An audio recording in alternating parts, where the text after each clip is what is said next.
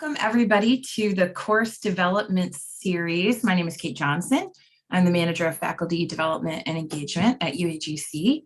I am so excited that you all joined us here today for the beginning of a series that we creatively called the course development series. We had our creative hats on when we named it, but we wanted to make sure that you knew what you were signing up for, which is all of us working together to learn from each other. I don't want to steal anybody's thunder, so I am going to quickly read a disclaimer that I am required to do. By attending the Zoom webinar, I acknowledge that I am a current UAGC or Zovio staff or faculty member or guest, and that this session will be recorded and may be used for future UAGC presentations. I agree to adhere to all university and company policies and standards. Failure to comply with university and company policies may result in appropriate referrals and corresponding sanctions. Well, that is all exciting. But what's more exciting is that we have Provost Steinberg here today with us. We're super excited. We're actually stealing her out of another meeting so that she can be here to kick off the series for us. So Dr. Steinberg, the floor is yours. Thank you, Kate, and thank you, everyone. Welcome to all of the participants and also the full team who put together this great course development workshop. I do love the name. I mean, sometimes you just need to say what it is, and you guys have definitely accomplished that. I apologize in advance. As Kate said, I will have to log off almost immediately after completing my remarks, but I'll appear, I hope, at some other time during the series as it progresses along, because this topic is near and dear to my heart. I think it's fair to say that our product is our courses, but our service is you, the faculty. You're the service that UAGC offers to our students. And together, between the courses and the faculty, we kind of have a secret sauce that makes the courses relevant, contemporary, innovative, and follows the UAGC educational philosophy and educational model. It's this model that I'm sure you're going to be talking about during the course development workshop. It's the model that inspires our students, it supports learning, and with everything that we do together, we work very hard to retain our students, to progress, to help them progress, and to help them achieve whatever it is that they're looking to achieve as their end goal in the educational journey. And I think that that's super important. It's not just about retaining them from one course to the next, but it's about retaining them all the way through until they're satisfied that they've achieved their educational journey. Now, in terms of developing courses, I've sat exactly where you're sitting today. Well, not exactly. I'm in Maryland. You're probably in, as I learned from watching the chat, you're in many, many other places. But I developed and taught and teach 2 fully online asynchronous courses in Canvas for Georgetown University, which is in Washington, DC. When I attended the course development workshop for the first time that Georgetown offered, I had no idea what learning objectives were. I'm sorry, Tricia, I didn't. And I not only didn't know what they were, but I certainly didn't appreciate how important they are. And I know that you're going to be kicking off the workshop with a discussion of the course level objectives. And now that I've gone through the process, and I know some of you have already developed courses, this isn't your first rodeo, as they say. And I hope that you will agree with me that the course level objectives are foundational to everything that you'll be doing in developing your course to the standard that we're looking for at UAGC. Today, I am not only someone who understands what the objectives are, but I am a believer in the objectives. And I hope that at the end of the workshop, if you aren't already a believer coming into this workshop, that you will be when you conclude. So again, I'd really like to thank the team, the full team that has put together this workshop. And I would especially like to extend my thanks to each of you, each of the faculty members and staff members who are taking the time to participate in the course development workshop in the whole series. I really encourage you to fully immerse yourselves in the process of course development. I guarantee that even if you've developed 100 courses, you will still learn something in this workshop that you didn't know before, and it will be additive to the service you provide through the product that you offer. So I wish you great success in this collective process that you're going on. Your courses are defining of our UAGC educational philosophy. And my goal, one of my many goals, but one of my most important goals, is to lead the educational effort at UAGC such that we are the go-to institution nationally, if not globally, for fully online teaching and learning in an asynchronous environment for working adults.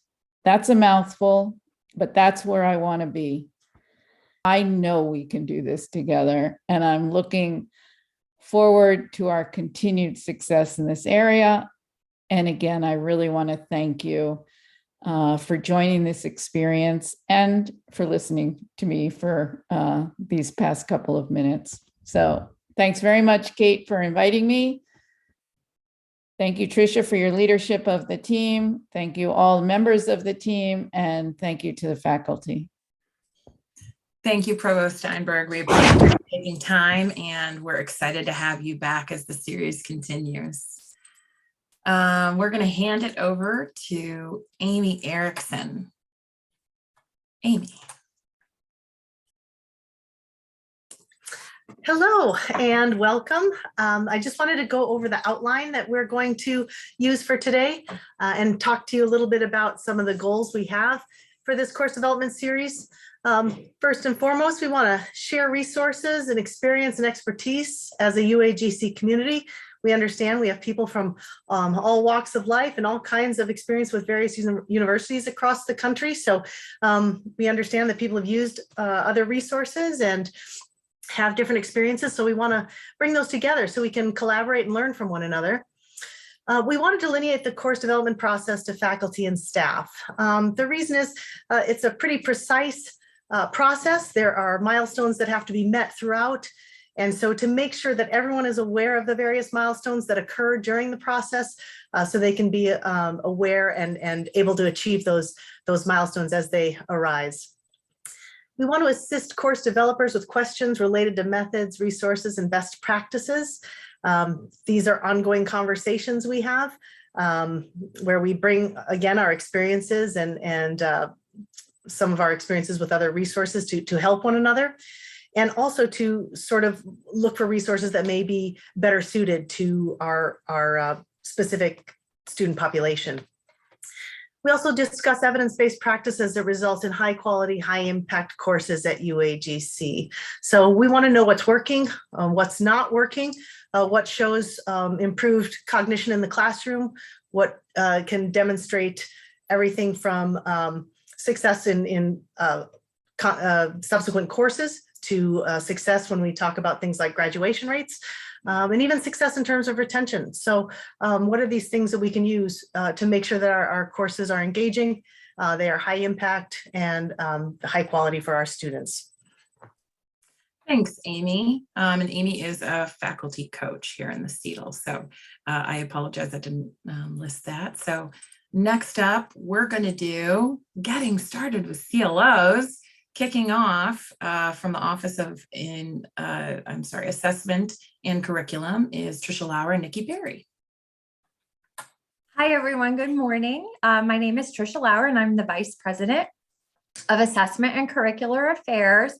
And before I get started, I see Wendy had a question in the chat. Wendy, this is to accompany the weekly development dish. So thank you for that question.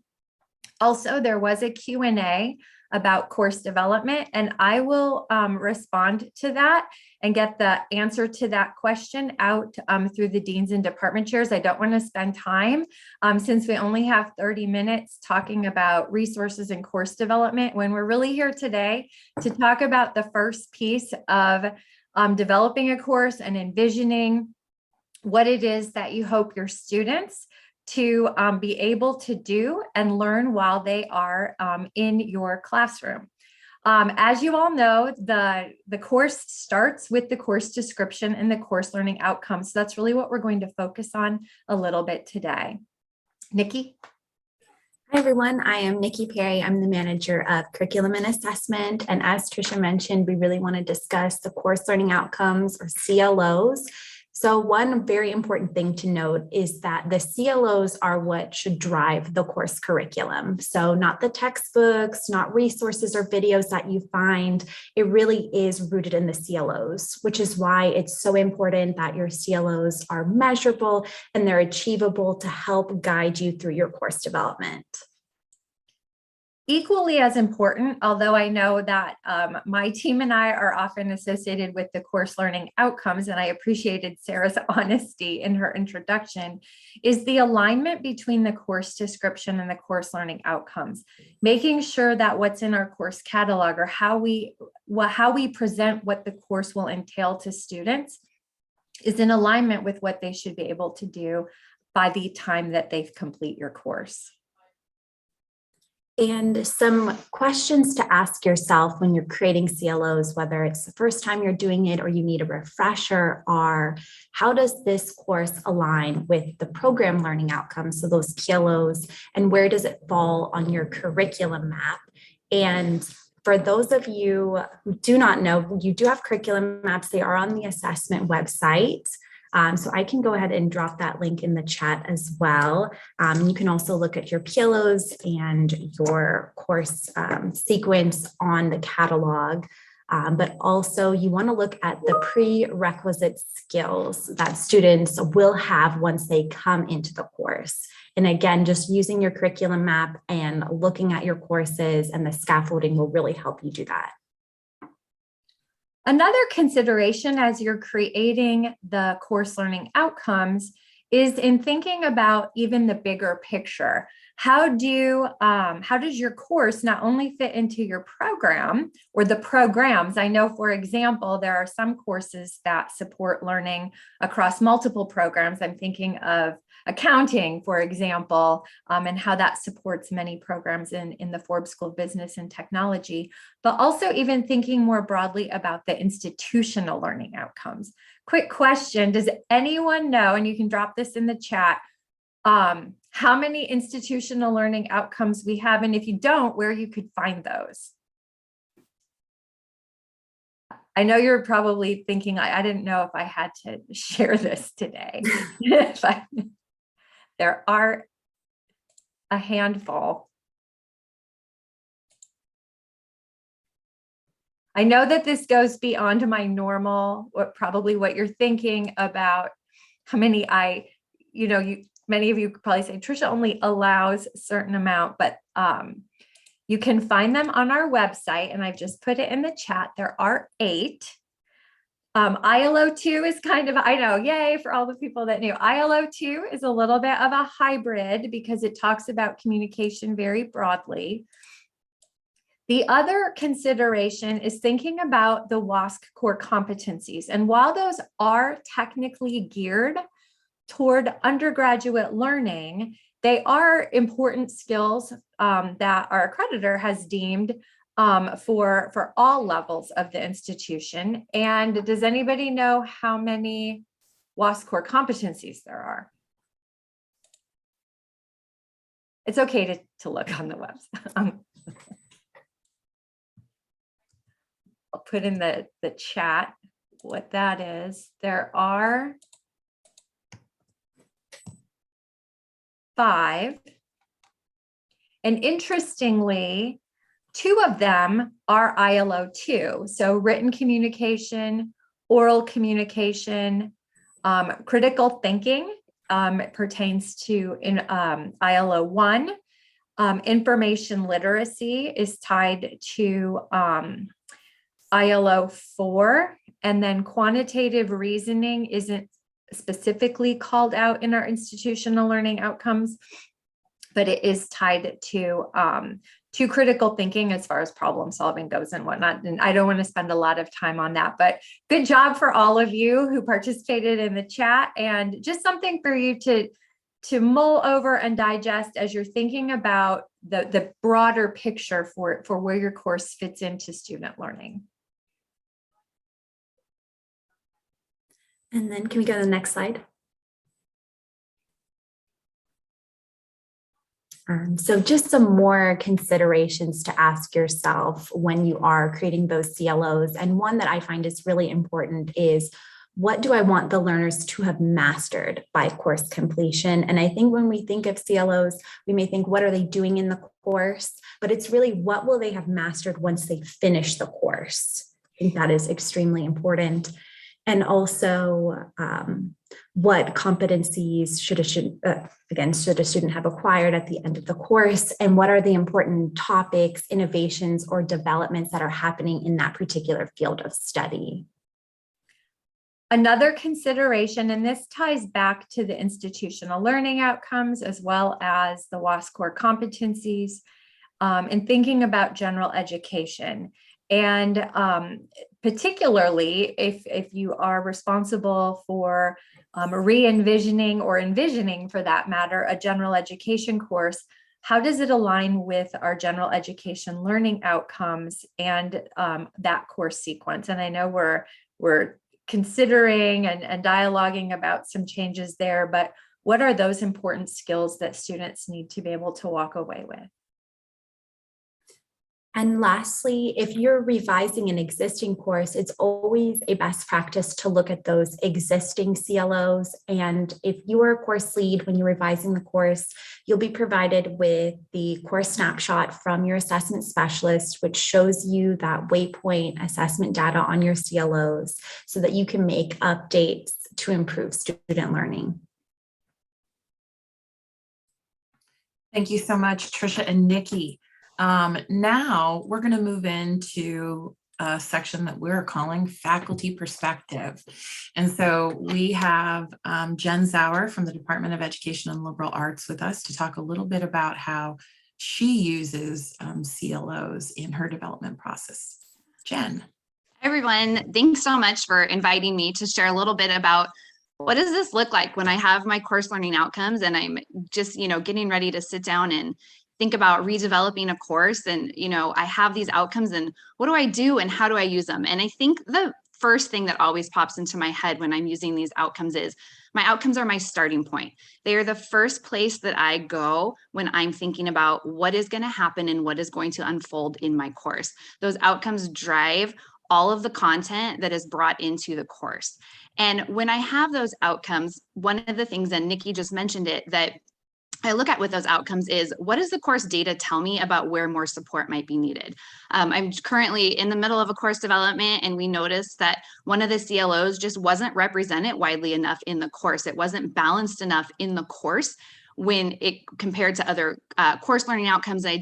We weren't providing students with enough opportunities to demonstrate mastery of that outcome. So looking at those outcomes and looking at that data from assessment is so powerful in starting to think about, where do my students need more support? Where are we supporting them really well? And what do we have, what data do we have that says this outcome, our students are learning and mastering it? But also, where are my gaps? Where are my holes? Where do I need to bring in some more focus and support with this outcome?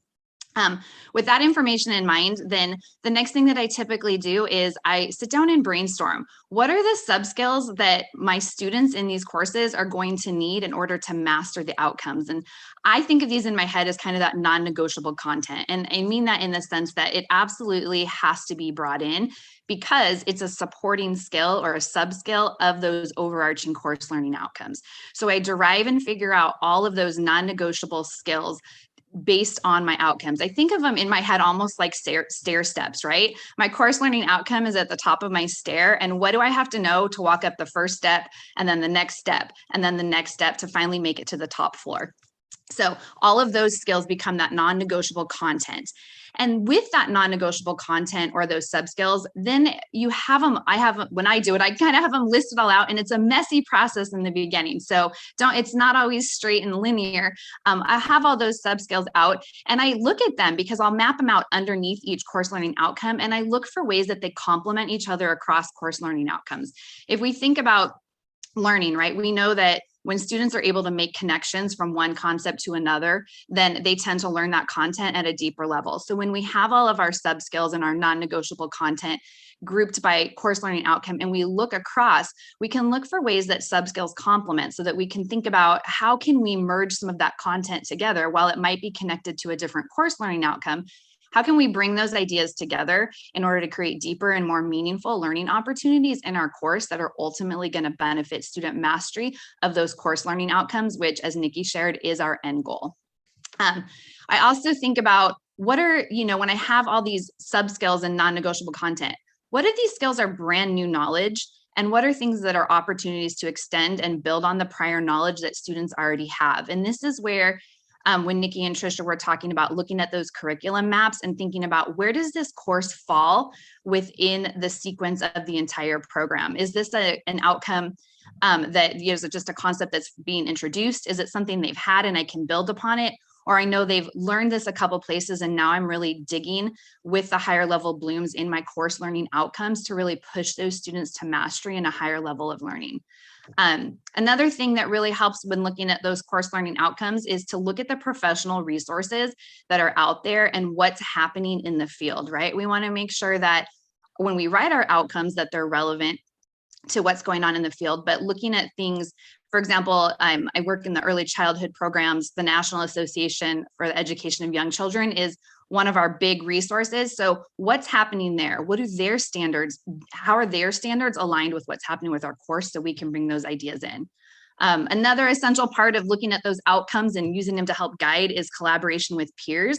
And that includes both collaborating with associate faculty as well as other full-time faculty to talk about, where are we seeing students have successes? Where are we seeing them have struggles?